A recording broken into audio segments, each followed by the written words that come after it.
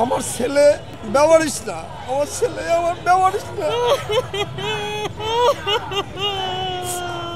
আমি বাবা এখনো বাইসা আছি, আমার বাড়ি ঘর আছে, আমার সব কিছু আছে, কিন্তু আমার ছেলেটা নেই।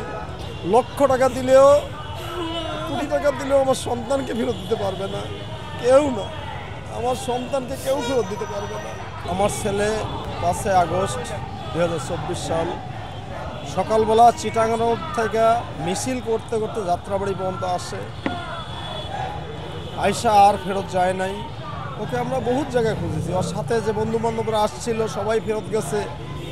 সবার কাছ থেকে তদন্ত নিছি, খবর নিছি, তারা বলছে ও মিছিলে গেছে। সে থেকে পর্যন্ত আর তারে খুঁজে পাই না।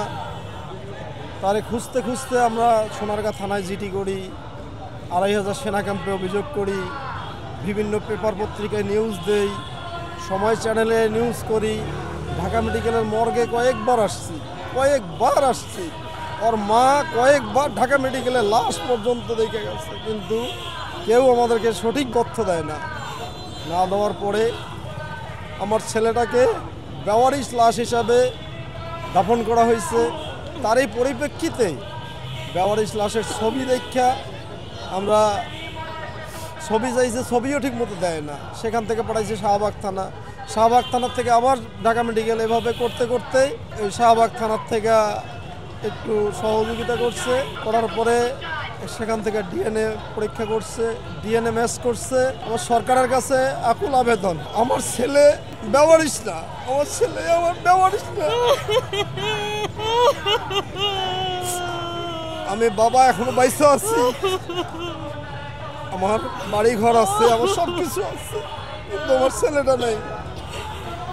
সরকারের কাছে আমার আকুল আবেদন, আমার এই ছেলেটার লাশ যেখানেই থাকুক না কেন, এই লাশটা যেন আমার গ্রামের বাড়িতে নিয়ে সঠিকভাবে দাফন করা হয় এবং ওকে গণ অভ্যুত্থানের আন্দোলনের পরিপ্রেক্ষিতে গেজেটভুক্ত করা হয় সরকারিভাবে, সেটাই আবেদন আমার।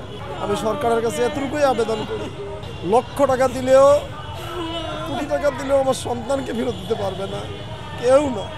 আমার সন্তানকে কেউ ফেরত দিতে পারবে না। আমার একটাই মাত্র সন্তান, আমার আশা ভরসা সব কিছুই আমার সন্তানটা ছিল।